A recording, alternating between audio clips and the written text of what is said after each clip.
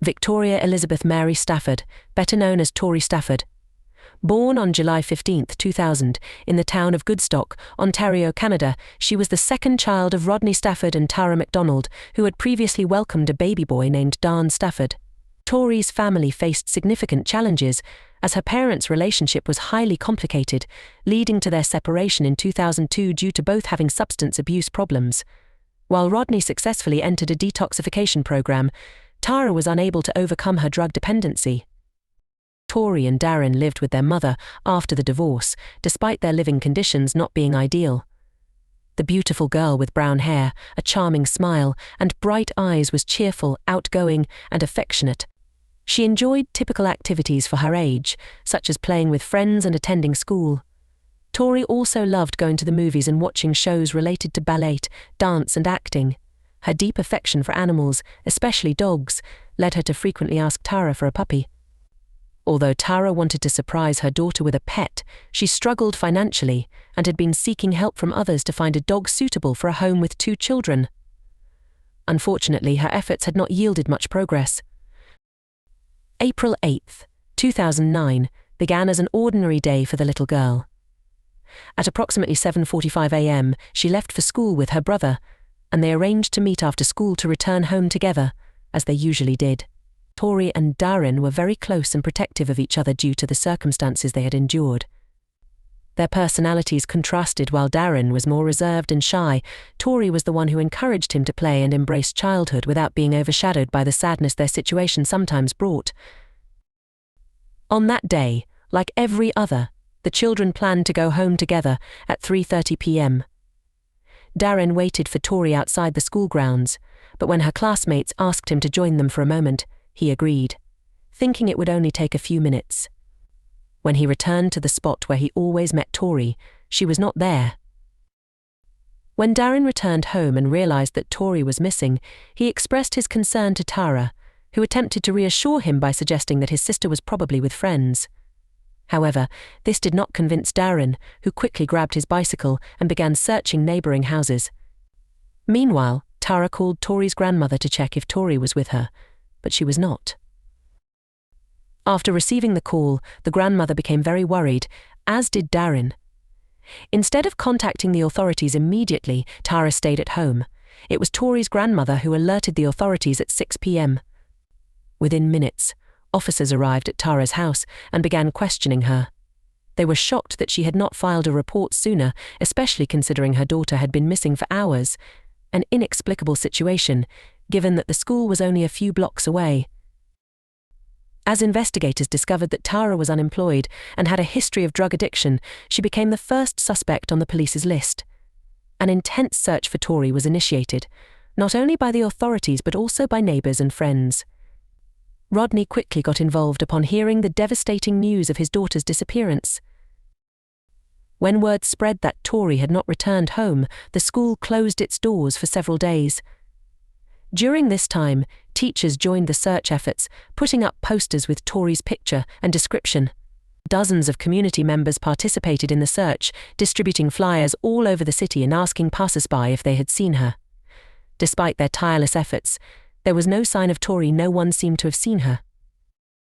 Suddenly, investigators noticed the presence of 2 security cameras located near the school and decided to review the footage.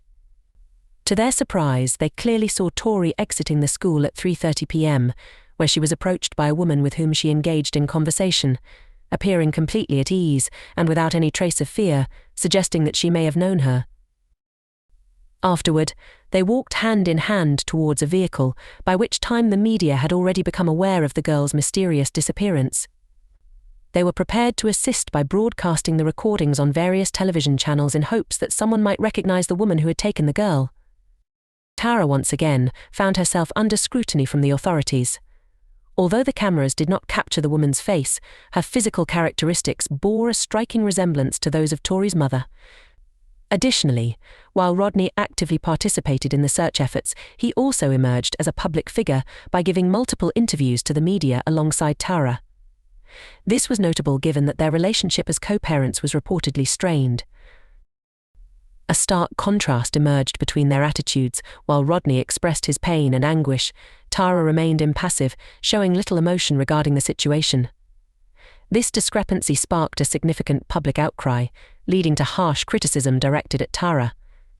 In response, she agreed to an interview in which she expressed her sadness and frustration over the reactions to her demeanor. She lamented that people were focused on creating speculative narratives instead of prioritizing the urgent matter at hand, the disappearance of their daughter.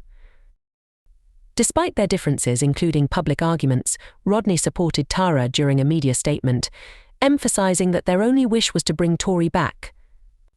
Meanwhile, the press continued to circulate the footage from the security cameras in hopes of prompting a viewer to recognize the suspect and report her to the police. Some sources even claimed that Tara was among those who watched the footage repeatedly, as something about the woman who had taken her daughter seemed familiar to her. Thus, on April 12, 2009, she suddenly contacted the authorities to inform them that she had identified the woman in the video. However, it remained unclear whether she genuinely recognized her or if one of her contacts from the world of illicit substances had provided the information, as there were conflicting accounts regarding this matter. The crucial point was that it was determined that the person who had taken Tori from school was Tori Lynn McClintock, an 18-year-old girl who lived nearby and whom Tara had visited several times. According to testimonies, she had purchased oxycodone for her mother, and on a couple of occasions they had discussed dog breeding, as Tara had mentioned Tori's desire to have a dog, which was her favorite animal. Nevertheless, Tara insisted that there was no close relationship between them and that Tori Lynn had not had any prior contact with Tori, aside from knowing the girl's wish to have a pet.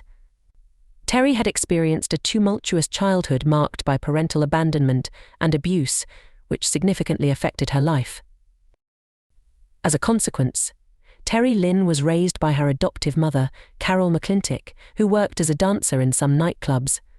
This environment significantly impacted Tori's life, leading her to display aggressive behavior from an early age. She was involved in several violent incidents, one of which included an attack on her mother and several youths. In 2007, Tori committed an armed robbery where she stabbed a man who resisted her attempts to rob him. She was arrested and sent to a detention center following the incident. While incarcerated, Tori wrote multiple letters in which she allegedly expressed dark desires to inflict pain and suffering by torturing others. Despite being deemed mentally disturbed at the time, she was soon released. However, after police discovered these letters, they quickly detained Tori for questioning. Despite numerous interrogations, she firmly insisted on her innocence. On April 13th, the initial investigation into Tori's disappearance was upgraded from a missing person case to a kidnapping, with provincial police taking over the investigation. The new investigators were determined to find Tori, and Tori Lynn's continued silence prompted them to track all her phone calls and visits. They soon noticed frequent interactions with a particular man, 28-year-old Michael Rafferty. Tori had met Rafferty at a pizzeria on February 4, 2009, and while she referred to him as her boyfriend, he claimed they were merely friends. Tori seemed to show considerable interest in him, yet Rafferty remained distant and cold in his behavior. Despite this, he regularly visited her. Born on December 28, 1980, in Woodstock, Ontario, Michael, like Tori, grew up amidst family problems that marred his childhood. By 2009, Michael exhibited violent tendencies, including sexually aggressive behavior toward individuals below the legal age of consent. At least 13 women had accused him of trying to choke them aggressively during intimate encounters. As the investigation continued, police decided to question him during one of his visits to Tori Lynn. Using the pretext of asking about her, they inquired if he knew where she had been on the day of Tori's disappearance. Unfortunately, this tactic failed and the officers had no legal grounds to detain him. Frustrated, they refocused their efforts on pressuring Tori Lynn through frequent interrogations, but she remained silent. The investigation seemed to be at a standstill until an unexpected event changed its course. On April 25, 2009, a television program with international reach aired a special episode dedicated to Tori's disappearance. The increased visibility mobilized public attention in a way no one anticipated, and it struck a chord with Tori Lynn. Unable to maintain her facade, she finally broke down on April 30th, 2009 and confessed that Tori had been killed the same day she was abducted. Terry then revealed the chilling details of the crime. On the morning of April 8th, she and Michael had been using illicit substances when Michael incited her to kidnap someone, specifying that it had to be a little girl. Exploiting Terry Lynn's insecurities, he taunted her, saying she wasn't brave enough to follow through with his demand. Desperate for his approval and determined to prove him wrong, Terry agreed to carry out the horrific act. Around 3:15 p.m., they got into their vehicle and drove to a nearby school, choosing to park at the back. As soon as they arrived, the woman got out and stood watching the children during dismissal. It didn't take long for her to spot little Tori. Using the information Tara had shared during one of their conversations specifically, Tori's love for dogs and her deep desire to have one, she approached the girl, claiming to be a friend of her mother's and telling her that there was a puppy waiting in the car. In her innocence, and eager to meet the supposed puppy, Tori believed everything the woman said.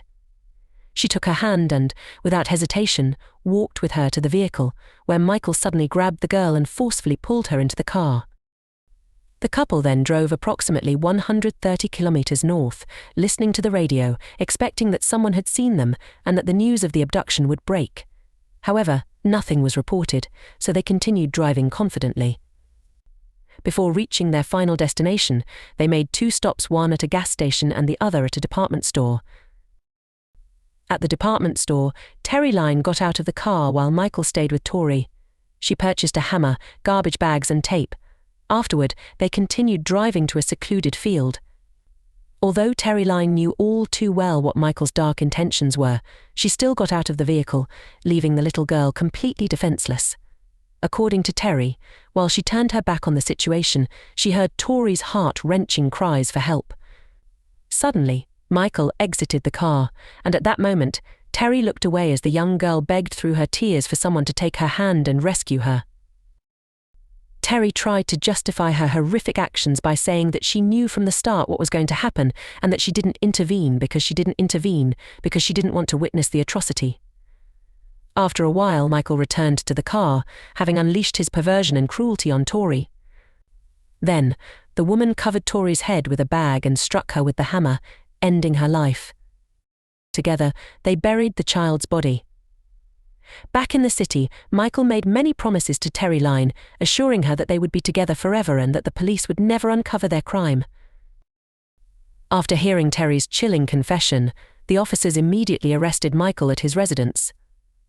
Along the way, investigators discovered a security camera that, upon review, revealed footage of the couple on their way to commit the crime, an essential piece of evidence in the case. During subsequent interrogations, the officers managed to obtain the location of the site where the body had been hidden. The remains were discovered in a wooded area, wrapped in garbage bags and secured with ribbons. On July 20th, the preliminary autopsy report was released, revealing multiple hammer-inflicted wounds, with at least 4 blows penetrating the skull, causing fatal injuries. The report also detailed at least 16 rib fractures and damage to the liver. However, due to the advanced state of decomposition in which the body was found, it was not possible to determine whether or not she had been sexually assaulted. On July 21st, 2009, authorities publicly announced that the human remains found had been identified as Tori's. The heartbreaking news devastated both her family and the community. Amidst the overwhelming grief, it was time to say a final goodbye to the little girl whose 8 years of life had brought joy to so many. Tori's funeral took place on July 30th, 2009, marking a somber day of remembrance for all who knew and loved her. Family, friends, and members of the community who wished to pay tribute to the little girl attended the service, where memories shared by her loved ones were highlighted, reflecting the deep emotional impact her case had on society. Once the police investigation concluded and all evidence was in the hands of the prosecution, the legal proceedings could begin against the 2 accused. Initially, it was thought that they would be tried together, but the trials were conducted separately due to Terry Lyne McClintock's guilty plea to first-degree murder. She was subjected to a summary trial and received a life sentence without the possibility of parole for 25 years. However, Michael Rafferty refused to admit guilt and did not enter a plea. His trial took place 3 years after the events. During the proceedings, the jury heard testimony from 62 witnesses and reviewed over 2 pieces of evidence. By then, Rafferty, 31 years old, did not testify but admitted to playing a role in Tori's disappearance, though he denied the charges of murder, kidnapping and sexual assault. Nevertheless, the jury found him guilty on all counts. Following the guilty verdict, Rafferty was sentenced to life imprisonment for the murder of Victoria Elizabeth Mary Stafford, known as Tori, with the possibility of parole only after serving 25 years. Michael was sentenced to an additional 10 years in prison for kidnapping and sexual assault causing bodily harm, but these sentences will run concurrently with his life imprisonment. Even if he is ever released, he will be prohibited from possessing weapons for life by court order. He was also required to provide a DNA sample, which was added to the National Registry of Offenders, along with his full name and genetic code. Despite the sentence, Michael continued to insist on his innocence and even offered to meet with Tori's mother, Tara MacDonald, allegedly to tell her the whole story and provide missing details. However, Tara flatly refused any dialogue with him, stating she would never forgive him. Over the years, Michael has repeatedly tried to appeal his conviction, but all legal efforts have been dismissed. Tori Stafford's case has left a lasting impact on Canadian society, underscoring the importance of child safety, the responsibility of parents to protect their children, and the need for swift police responses in critical situations. Well, dear listeners, that concludes today's case. I hope to see you in the next episode, where together we will delve into the details of some of history's most significant crimes. Until next time, this has been your Criminal Record goodbye.